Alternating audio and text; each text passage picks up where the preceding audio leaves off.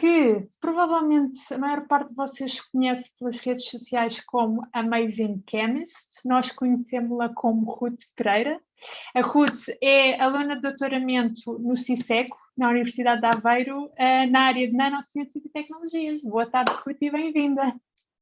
Olá, muito boa tarde, Marta. Obrigada por esta introdução tão bonita.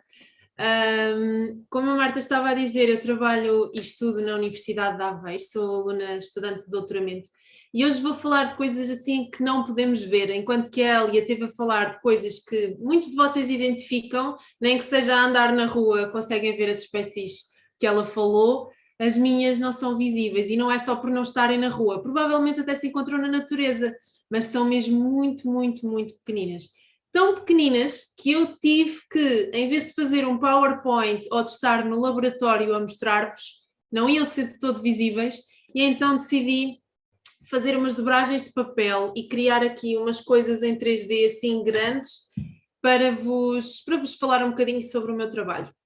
Eu hoje vou-vos falar de duas coisas muito importantes para o meu trabalho e completamente diferentes, mas que aqui têm muita relação. Vou-vos falar de temperatura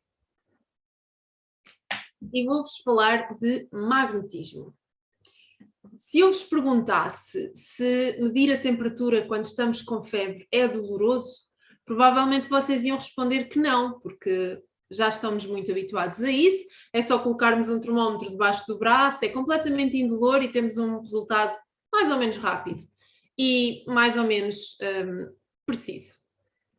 Mas se eu vos perguntasse, ou se eu vos dissesse que queria medir a temperatura de um ponto específico do vosso corpo lá dentro, já parece um bocadinho doloroso, não é?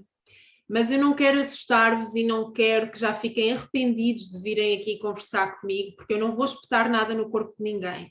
Eu vou apresentar-vos uma solução, e essa solução são nanopartículas. Antigamente só ouvíamos falar de nanopartículas e de nanotecnologia quando estávamos, por exemplo, a comprar uma televisão e já sabíamos que ia ser com tecnologia nanocell ou nanoled, como gostam de patrocinar. Ou então, quando estamos a falar de tecnologia dentro dos nossos telemóveis, que estavam a ser há uns anos cada vez mais pequenos e agora parece que estão a ser cada vez maiores.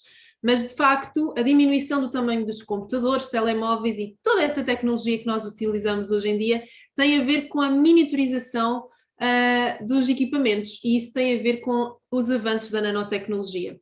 Eu trabalho mais na área da nanociência e produzo estas nanopartículas assim cúbicas no meu dia-a-dia no laboratório. E o engraçado sobre estas nanopartículas é que elas são magnéticas.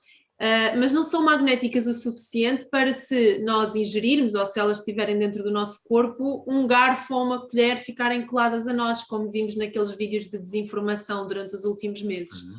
Nada disso. Estas partículas têm uma propriedade muito interessante e eu vou mostrar-vos já qual é. As minhas partículas, se estiverem presentes num campo magnético, ou seja, se eu lhes aplicar um ímã, elas vão ficar marcadas com o número 1. Eu posso tirar o ímã fora e elas continuam e guardam a informação em que estão no número 1. Mas, entretanto, se eu ligar aqui uma fonte de calor como esta lâmpada de luz vermelha que a minha avó, que está a ouvir isto, usa para as dores das costas, as minhas partículas vão aquecer e o que vai acontecer é que, ao chegar a cerca de 45 graus, as minhas partículas vão passar para o número 0, ou seja, perderam o número 1. Mesmo depois de arrefecer, as partículas vão continuar no número 0. E o que é que vai fazer com que elas voltem ao número 1? Apenas o magnetismo.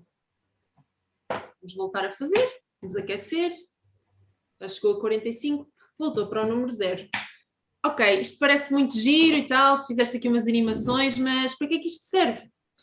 Vocês sabem quando iam à praia e já estavam assim há 2 horas dentro da água, pelo menos isso a mim acontecia-me imenso, e a minha mãe começava assim a gritar: Ruth, sai do mar, já estás a entrar em hipotermia.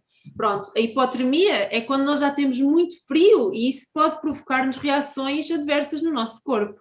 A hipertermia é exatamente o contrário.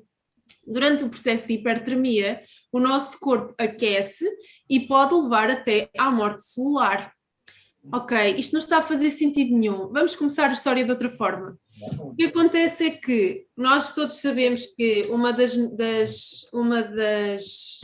perdão, não percebi o que é que disseram, mas deve ser porque está a chegar o meu tempo.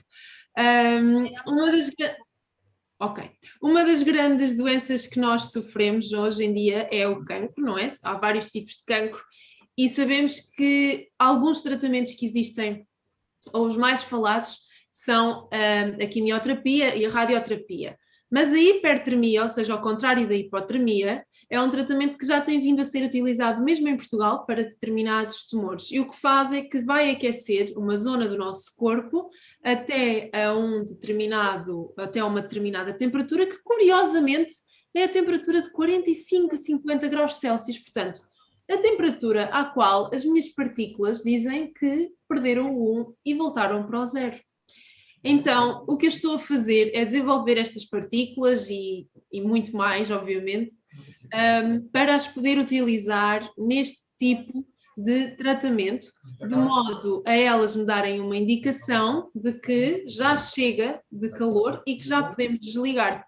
Ou seja, eu posso aplicar-lhes um campo magnético antes de iniciar o meu tratamento, vou inserir as minhas partículas num tumor e depois, ao aquecer o meu tumor, as minhas partículas também vão aquecer e assim que elas me derem o sinal que já está quente o suficiente, eu posso desligar. Então podemos dizer que o que não arde cura, porque o objetivo é nós não aquecermos demasiado, aquecermos apenas o suficiente para que as nossas células do nosso tumor já comecem a desencadear aqueles mecanismos de morte celular. Portanto, matarmos o tumor sem matarmos as células boas. E acho que é tudo o que nós queremos num tratamento contra o cancro. Portanto, é isso, da minha parte já está, e agora quero conversar um bocadinho com vocês. Muito obrigada, Ruth, pela tua palestra. Portanto, eu agora acho que vou passar à Denise se tivermos algumas questões dos nossos participantes. Olá, Ruth. Eu acho que da primeira vez eu não cheguei a fazer a minha apresentação.